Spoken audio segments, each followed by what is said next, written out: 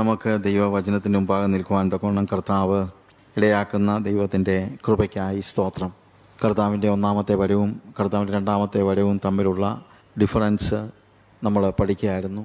കർത്താവിൻ്റെ ഒന്നാമത്തെ വരവ് നമ്മെ പാപങ്ങളിൽ നിന്ന് വിടുവിക്കുവാൻ, നമുക്ക് പകരമായി മറുവിലയായി മരിക്കുവാൻ കർത്താവ് വന്നു. അവൻ വിശ്വസിക്കുന്ന ഏവനും നിത്യജീവൻ പ്രാപിക്കേണ്ടതിന് ദൈവനെ നൽകുവാൻ തക്കവണ്ണം ലോകത്തെ സ്നേഹിച്ചു. അപ്പോൾ കർത്താവിൻ്റെ വരവ് ഓപ്പർച്യൂണിറ്റീസ് കൊണ്ടുവരികയാണ്, ഒന്നാമത്തെ വരവ്. അപ്പം അതുകൊണ്ട് നമ്മളെ ദൈവമക്കളാക്കി, നമ്മൾ യോഹന്നാൻ്റെ സുവിശേഷം 1:12 വായിക്കുമ്പോഴത്തേക്ക് അവനെ കൈക്കൊണ്ട് അവൻ്റെ നാമത്തിൽ വിശ്വസിക്കുന്ന ഏവർക്കും ദൈവ മക്കളാകുവാൻ അവൻ അധികാരം കൊടുത്തു. അപ്പോൾ ദൈവം നമ്മളെ ഒന്നാമത്തെ വരവിലൂടെ മക്കളാക്കി, ദൈവം നമ്മുടെ പിതാവായി തീർന്നു. അതേപോലെ കർത്താവ് നമ്മളെ മണവാട്ടിയാക്കി. ആ മണവാട്ടിയെ ഈ ഭൂമിയിലായിരിക്കുമ്പോൾ കർത്താവ് സ്വർഗത്തിലാണ്, മണവാട്ടിക്ക് വേണ്ടി സ്ഥലമൊരുക്കാനായിട്ട് അവൻ പോയിരിക്കുകയാണ്. സ്ഥലമൊരുക്കിയാൽ വീണ്ടും വന്ന് നിങ്ങളെ എൻ്റെ അടുക്കൽ ചേർത്തുകൊള്ളുമെന്ന് കർത്താവ് പറഞ്ഞു. അപ്പോൾ അതിനുവേണ്ടിയാണ് നമ്മൾ രണ്ടാമത് കാത്തിരിക്കുന്നത്. ഒന്നാമത്തെ വരവ് ഓപ്പർച്യൂണിറ്റീസ്, അവസരങ്ങളെ ഒത്തിരി തന്നു. രണ്ടാമത്തെ വരവ് എന്ന് പറയുന്നത് ഇനി ഓപ്പർച്യൂണിറ്റീസ് അല്ല, ഡെസ്റ്റിനേഷനാണ്. ഒന്നാമത്തെ വരവിൽ നമുക്ക് ലഭിച്ച ഓപ്പർച്യൂണിറ്റീസ് അനുസരിച്ച് വന്നവർക്ക് അവരെ എത്തേണ്ടിടത്ത് എത്തിക്കുകയാണ്. നമുക്ക് വേണ്ടി ദൈവം ഒരുക്കിയിരിക്കുന്ന സ്ഥലത്തേക്ക് അവനെ ഇനിയിപ്പോൾ വരികയാണ്.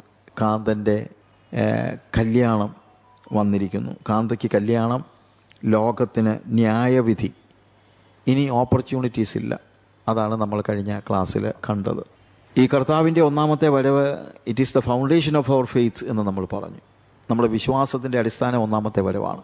ആ ഒന്നാമത്തെ വരവിൽ കർത്താവ് എന്തൊക്കെ ചെയ്തോ, നമുക്ക് പകരമായി അവൻ മരിച്ചു, അടക്കപ്പെട്ടു, ഉയർത്തെഴുന്നേറ്റു, സ്വർഗത്തിലേക്ക് കരേറിപ്പോയി. അതെല്ലാം നമുക്ക് അവസരങ്ങളെ തരികയായിരുന്നു. എന്നാൽ കർത്താവിലെ രണ്ടാമത്തെ വരവ്, ഒന്നാമത്തെ വരവ് നമ്മുടെ വിശ്വാസത്തിൻ്റെ അടിസ്ഥാനമാണെന്ന് ഞാൻ പറഞ്ഞു. അതായത് ആ ഒന്നാമത്തെ വരവിലുള്ള വിശ്വാസമാണ്, അതാണ് നമ്മുടെ വിശ്വാസം. അതിൽ നിന്നാണ് നമ്മൾ ദൈവ മക്കളായി തീരുന്നത്, ദൈവം നമ്മുടെ പിതാവായി തീരുന്നത്, മണവാട്ടിയായി തീരുന്നത്. ഇതെല്ലാം ഈ വിശ്വാസത്തിൻ്റെ അടിസ്ഥാനം എന്ന് പറയുന്നത് അവിടുത്തെ ഒന്നാമത്തെ വരവാണ്. എന്നാൽ രണ്ടാമത്തെ വരവ് എന്ന് പറയുന്നത് നമ്മുടെ പ്രത്യാശയുടെ അടിസ്ഥാനമാണ്. അത് നമ്മൾ കഴിഞ്ഞ ക്ലാസ്സിൽ കണ്ടു. പ്രത്യാശ എന്താണ്? പ്രത്യാശ അവിടുന്ന് രണ്ടാമത് വരുമ്പോൾ നമ്മളെ ചേർക്കുവാനായിട്ടാണ് അവിടുന്ന് വരുന്നത്.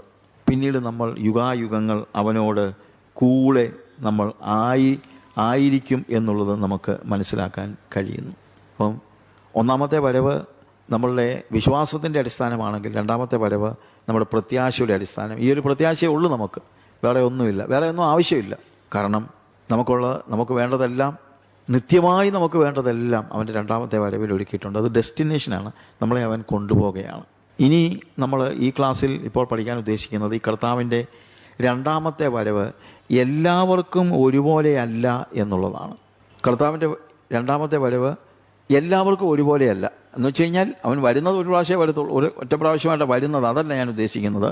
വരുന്നതിൻ്റെ ഗുണവും ദോഷവും ഒക്കെ ആലോചിക്കുമ്പോൾ എല്ലാവർക്കും ഒരുപോലെയല്ല. കർത്താവ് വരാൻ പോകുന്നു, കർത്താവ് വരുന്നു എന്ന് പറഞ്ഞ് നമ്മൾ കാര്യങ്ങൾ പറയുമ്പോൾ ആ വരവിൽ നമ്മൾ അവൻ്റെ വരവെങ്കിൽ എടുക്കപ്പെടുമോ എന്നുള്ള ഒരു ചോദ്യം തീർച്ചയായിട്ടും ഉണ്ട്.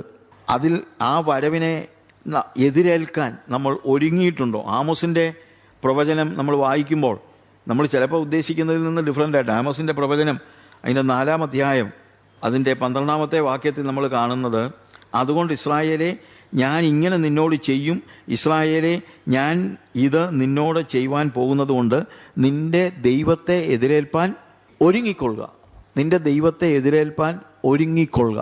അപ്പോൾ നിൻ്റെ ദൈവത്തെ എതിരേൽപ്പാൻ ഒരുങ്ങിക്കൊള്ളുക എന്നുള്ളത് നമ്മൾ വളരെ ലൈറ്റായിട്ട് ചിലപ്പോൾ പറയും, അതെ നമ്മുടെ കർത്താവ് വരുന്നു, നമ്മൾ ഒരുങ്ങണം. പക്ഷെ വേറൊരു കാര്യമുണ്ട്, ഇത് ന്യായവിധിയെക്കുറിച്ചാണ് പറയുന്നത്. നിൻ്റെ ദൈവത്തെ എതിരേൽപ്പാൻ ഒരുങ്ങിക്കൊള്ളുക എന്ന് പറയുന്നത് നീ ഉദ്ദേശിക്കുന്നത് പോലെ കർത്താവിൻ്റെ വരവ് എന്ന് പറയുന്നത് നിനക്ക് എപ്പോഴും നല്ലതായിരിക്കണമെന്ന് നിർബന്ധമില്ല എന്നുള്ളതാണ് ഇവിടെ പറയുന്നത് ഈ ഒരു വേദഭാഗത്ത്. പക്ഷേ കർത്താവിൻ്റെ വരവിന് വേണ്ടി ഒരുങ്ങിയിരിക്കുന്ന വിശുദ്ധന്മാർക്ക് അങ്ങനെയല്ല. ഇവിടെ ന്യായവിധിയുടെ കാര്യമാണ്. 1 മുതൽ 12 വരെയുള്ള വാക്യങ്ങൾ വായിക്കുമ്പോൾ അവിടെ എല്ലാം കർത്താവ് പറയുന്നത് നീതികെട്ടവരോടുള്ള സന്ദേശമായിട്ടാണ് ഇത് പറയുന്നത്. 1-ാമത്തെ വാക്യത്തിൽ എളിയവരെ പീഡിപ്പിക്കുകയും ദരിദ്രരെ തകർക്കുകയും തങ്ങളുടെ ഭർത്താക്കന്മാരോടൊക്കെ കൊണ്ടുവരുവീൻ ഞങ്ങൾ കുടിക്കട്ടെ എന്ന് പറയുകയും ചെയ്യുന്ന ശമരിയ പർവ്വതത്തിലെ ബാശാന്യ പശുക്കളെ ഈ വചനം കേൾപ്പീൻ. അത് കഴിഞ്ഞ് താഴോട്ട് നമ്മൾ വരുമ്പോഴത്തേക്ക് 8-ാമത്തെ വാക്യത്തിൽ 2-3 പട്ടണം വെള്ളം കുടിപ്പാൻ ഒരു പട്ടണത്തിലേക്ക് ഉഴന്നു ചെന്നു, ദാഹം തീർന്നില്ല താനും, എന്നിട്ടും നിങ്ങൾ എങ്കലേക്ക് തിരിഞ്ഞില്ല. എന്നിട്ടും നിങ്ങൾ എങ്കലേക്ക് തിരിഞ്ഞില്ല. എല്ലാം 6-ാമത്തെ വാക്യത്തിലും അങ്ങനെയുണ്ട്. നിങ്ങളുടെ എല്ലാ പട്ടണങ്ങളിലും ഞാൻ നിങ്ങൾക്ക് പല്ലിൻ്റെ വെടുപ്പും എല്ലായിടത്തും അപ്പത്തിൻ്റെ കുറവും വരുത്തിയിട്ടും എന്നിട്ടും നിങ്ങൾ എങ്കലേക്ക് തിരിഞ്ഞില്ല. അതവിടെ കാണുന്നത്. എന്നിട്ടും നിങ്ങൾ എങ്കലേക്ക് തിരിഞ്ഞില്ല, ഇല്ലേ? താഴോട്ട് വായിക്കുമ്പോൾ 9-ാമത്തെ വാക്യത്തിൽ ഞാൻ നിങ്ങളെ വെൺകതിർ കൊണ്ടും വിഷമഞ്ഞുകൊണ്ടും ശിക്ഷിച്ചു. നിങ്ങളുടെ തോട്ടങ്ങളെയും മുന്തിരിപ്പറമ്പുകളെയും അത്തിവൃക്ഷങ്ങളെയും ഒലിവുമരങ്ങളെയും പലപ്പോഴും തുള്ളൻ തിന്നുകളഞ്ഞു. എന്നിട്ടും നിങ്ങൾ എങ്കലേക്ക് തിരിഞ്ഞില്ല. അപ്പം ഞാൻ ആലോചിച്ചു, ഈ ഒരു പരിധിവരെ ശിക്ഷ എന്ന് നമ്മൾ വേണമെങ്കിൽ പുതിയ നിയമം വെച്ച് നോക്കുമ്പോൾ വേണമെങ്കിൽ പറയാം. പക്ഷേ ശിക്ഷണങ്ങൾ, കാര്യം ഇവരൊക്കെ ദൈവമക്കളാണ്, അഥവാ ഇസ്രായേൽ മക്കളാണ്. ഈ ഇസ്രായേൽ മക്കളായ ആളുകൾ കർത്താവിങ്കിലേക്ക് തിരിയാൻ വേണ്ടി ആ ദൈവം ഈ വിഷമഞ്ഞയച്ചതും അല്ലെങ്കിൽ തുള്ളൻ തിന്നതും എല്ലാം. എന്നിട്ടും നിങ്ങൾ എങ്കിലേക്ക് തിരിഞ്ഞില്ല. മിസ്രൈമിൽ എന്ന പോലെ ഞാൻ മഹാമാരി നിങ്ങളുടെ ഇടയിൽ അയച്ചു. നിങ്ങളുടെ യൗവനക്കാരെ വാൾ കൊണ്ട് കൊന്നു. നിങ്ങളുടെ കുതിരകളെ പിടിച്ചുകൊണ്ട് പോയി. നിങ്ങളുടെ പാളയങ്ങളിലെ നാറ്റം ഞാൻ നിങ്ങളുടെ മൂക്കിൽ കയറുമാറാക്കി. എന്നിട്ടും നിങ്ങൾ എങ്കിലേക്ക് തിരിഞ്ഞില്ല. നോക്കുക 11. ദൈവം സോദോമിനെയും ഗൊമോറയെയും ഉന്മൂലനാശം ചെയ്തതുപോലെ ഞാൻ നിങ്ങളുടെ ഇടയിൽ ഒരു ഉന്മൂലനാശം വരുത്തി. നിങ്ങൾ കത്തുന്ന തീയിൽ നിന്നും വലിച്ചെടുക്കപ്പെട്ട ഒരു കൊള്ളി പോലെ ആയിരുന്നു. എന്നിട്ടും നിങ്ങൾ എങ്കിലേക്ക് തിരിഞ്ഞില്ല. അതുകൊണ്ട് ഇസ്രായേലേ, ഞാനിങ്ങനെ നിന്നോട് ചെയ്യും. ഇസ്രായേലേ, ഞാനിത് നിന്നോട് ചെയ്യുവാൻ പോകുന്നത് കൊണ്ട് നിന്റെ ദൈവത്തെ എതിരേൽപ്പാൻ ഒരുങ്ങിക്കൊള്ളുക. ന്യായവിധിയാണ് ഇവിടെ പറയുന്നത്. അതായത് കർത്താവിൻ്റെ 2-ാമത്തെ വരവ് എല്ലാവർക്കും ഒരുപോലെ നന്മയിലേക്ക് അവരെ നയിക്കുമെന്ന് നമുക്ക് വിശ്വസിക്കാൻ പറ്റുകയില്ല. ദൈവത്തെ മറുതലിച്ച്, അത് ദൈവജനം എന്ന് നമ്മൾ പറയുന്ന ഇസ്രായേൽ മക്കളിൽ തന്നെ ദൈവത്തോട് മറുതലിച്ച് നിന്ന ജനങ്ങൾ, ദൈവം അവരെ ശിക്ഷണത്തിലൂടെ കടത്തിവിട്ടെങ്കിലും ആ ശിക്ഷണം ഏറ്റെടുക്കാതെ ദൈവത്തിങ്കിൽ നിന്നും മാറിപ്പോയ, ദൈവത്തിങ്കിലേക്ക് തിരിയാതെ നിന്ന ജനങ്ങളോട് കർത്താവ് പറയാണ്, നിന്റെ ദൈവത്തെ എതിരേൽപ്പാൻ ഒരുങ്ങിക്കൊള്ളുക എന്ന് പറയാണ്. നിന്റെ ദൈവത്തെ എതിരേൽപ്പാൻ ഒരുങ്ങിക്കൊള്ളുക. അപ്പോൾ കർത്താവിൻ്റെ 2-ാമത്തെ വരവിങ്കൽ ശിക്ഷണമുണ്ട്. അതിനു മുമ്പ് തന്നെ ശിക്ഷണമുണ്ട്. അത് അനുസരിക്കാതെ ദൈവത്തോട് മറുതലിക്കുന്നവരായ ആളുകൾക്ക് ശിക്ഷാവിധിയാണ് 2-ാമത്തെ വരവ്, ഇല്ലേ? ശിക്ഷാവിധിയാണ്. ഞാനിത് നിന്നോട് ചെയ്യുവാൻ പോകുന്നത് കൊണ്ട് നിന്റെ ദൈവത്തെ എതിരേൽപ്പാൻ ഒരുങ്ങിക്കൊള്ളുക എന്ന് പറയുന്നതായ ഒരു അവസ്ഥ. അപ്പോൾ ന്യായവിധി കർത്താവിൻ്റെ 2-ാമത്തെ വരവിലെ ഒരു പ്രധാനപ്പെട്ട കാര്യമാണ്. അവങ്കിലേക്ക് തിരിയാത്തവരായ ആളുകൾ, അത് വിജാതീയരാണെങ്കിലും ദൈവമക്കളെന്ന് കരുതുന്നവരാണെങ്കിലും ദൈവത്തിൻ്റെ ഇടപെടലുകൾക്ക് വിരോധമായി നിലകൊള്ളുന്ന ജനങ്ങളോട് കർത്താവ് പറയാണ്, നിന്റെ ദൈവത്തെ എതിരേൽപ്പാൻ നീ ഒരുങ്ങിക്കൊള്ളുക, ഞാൻ നിന്നെ ശിക്ഷിക്കാതെ വിടുകയില്ല എന്ന് പറയുന്ന ഒരവസ്ഥ. എന്നാൽ എല്ലാവർക്കും അങ്ങനെയല്ല. അതുകൊണ്ടാണ് ഞാൻ പറഞ്ഞത് കർത്താവിൻ്റെ 2-ാം വരവ് എല്ലാവർക്കും ഒരുപോലെ അല്ല. നമ്മൾ മലാഖിയുടെ പ്രവചനം വായിക്കുമ്പോൾ അവിടെ നമ്മൾ 2 അഗ്നിയെക്കുറിച്ച് കാണുന്നുണ്ട്. 2 അഗ്നിയെക്കുറിച്ച് മലാഖിയുടെ പ്രവചനം അതിൻ്റെ 3-ാം അധ്യായത്തിൻ്റെ 1 മുതലുള്ള വാക്യങ്ങൾ വായിക്കുമ്പോൾ, എനിക്ക് മുമ്പായി വഴി നിരത്തേണ്ടതിന് ഞാൻ എൻ്റെ ദൂതനെ അയക്കുന്നു. നിങ്ങൾ അന്വേഷിക്കുന്ന കർത്താവും നിങ്ങൾ ഇഷ്ടപ്പെടുന്ന നിയമദൂതനുമായവൻ പെട്ടെന്ന് തൻ്റെ മന്ദിരത്തിലേക്ക് വരും. ഇതാ അവൻ വരുന്നു എന്ന് സൈന്യങ്ങളുടെ യഹോവ അരുളി ചെയ്യുന്നു. എന്നാൽ അവൻ വരുന്ന ദിവസത്തെ ആർക്ക് സഹിക്കാം? അവൻ പ്രത്യക്ഷനാകുമ്പോൾ ആറ് നിലനിൽക്കും. അവൻ ഊതിക്കഴിക്കുന്നവൻ്റെ തീ പോലെയും അലക്കുന്നവരുടെ ചാരവെള്ളം പോലെയും ഇരിക്കും.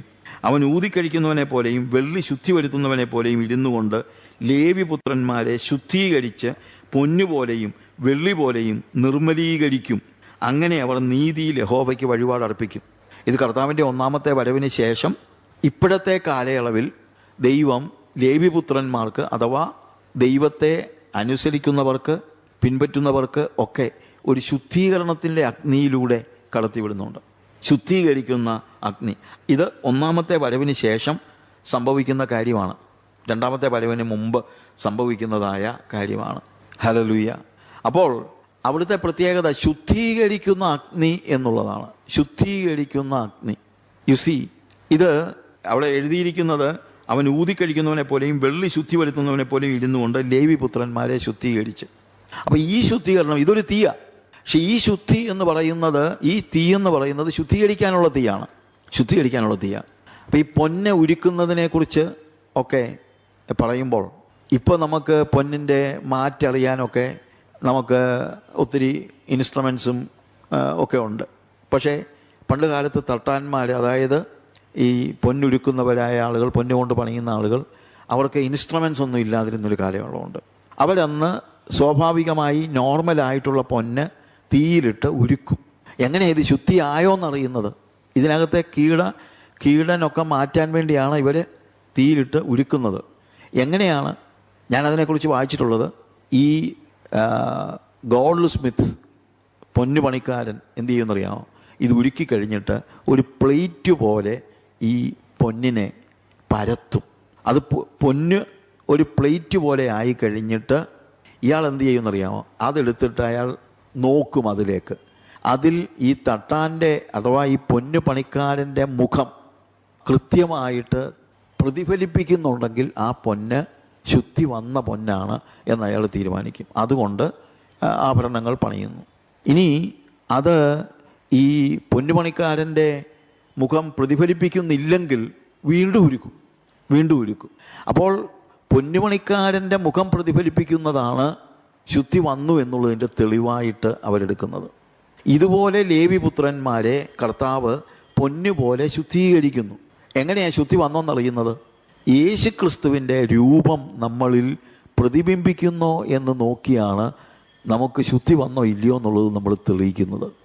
അപ്പോൾ അതുകൊണ്ട് എത്ര വിശുദ്ധിയോടെ ജീവിക്കുന്നവർക്കും ആത്മീകരായ ആളുകൾക്കും പരിശോധനകൾ ഉണ്ടാകാം, പ്രതിസന്ധികൾ ഉണ്ടാകാം, തീയുടെ അനുഭവങ്ങൾ ഉണ്ടാകാം. പക്ഷെ എന്തിനു വേണ്ടിയാ? നമ്മളെ കളയാൻ വേണ്ടിയല്ല, നമ്മളെ ശുദ്ധീകരിക്കാൻ വേണ്ടിയാണ്. അങ്ങനെ തീയുടെ അനുഭവത്തിലൂടെ പോകുമ്പോൾ നാം പ്രതിഫലിപ്പിക്കുന്നത് യേശുവിൻ്റെ മുഖമാണെങ്കിൽ നമ്മൾ ശുദ്ധിയുള്ളവരായി തീർന്നു, പിന്നെ അത് ഉരുക്കത്തില്ല. അതാണ് ഇവിടെ കാണുന്നത്.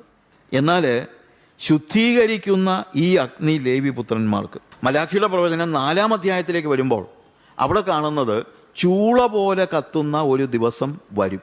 ഇത് ശുദ്ധീകരിക്കുന്ന അഗ്നിയല്ല, ഇത് ന്യായവിധിയുടെ അഗ്നിയാണ്. ആദ്യത്തേത് ശുദ്ധീകരിക്കുന്ന അഗ്നിയാണ്. ശുദ്ധീകരിക്കപ്പെട്ട് കഴിഞ്ഞാൽ പിന്നീട് അഗ്നിയുടെ ആവശ്യം ഇല്ല. എന്നാൽ ഇത് ചൂള പോലെ കത്തുന്ന ഒരു ദിവസം വരും. അപ്പോൾ അഹങ്കാരികളൊക്കെയും സകല ദുഷ്പ്രവൃത്തിക്കാരും താളടിയാകും എന്ന് എഴുതിയിരിക്കുന്നത്. താളടിയാകും, അത് ബേൺ ചെയ്യും, അത് നശിപ്പിച്ച് കളയും. അങ്ങനെ ആ വരുവാനുള്ള ദിവസം വേരും കൊമ്പും ശേഷിപ്പിക്കാതെ അവരെ ദഹിപ്പിച്ച് കളയും എന്ന് സൈന്യങ്ങളുടെ യഹോവ അരുളി ചെയ്യുന്നു. അപ്പം ആദ്യത്തെ അഗ്നി ശുദ്ധീകരിക്കുന്ന അഗ്നിയാണ്, പക്ഷേ രണ്ടാമത്തെ അഗ്നി ദഹിപ്പിക്കുന്ന അഗ്നിയാണ്. അപ്പോൾ കർത്താവിൻ്റെ 1-ാമത്തെ വരവ് കഴിഞ്ഞ് ശുദ്ധീകരിക്കുന്ന അഗ്നിയുണ്ട്. പക്ഷെ കർത്താവിൻ്റെ 2-ാമത്തെ വരവിൽ ശുദ്ധീകരിക്കപ്പെട്ടവർക്ക് കുഴപ്പമൊന്നുമില്ല, അല്ലാത്തവർക്ക് അത് ദഹിപ്പിക്കുന്ന അഗ്നിയാണ്.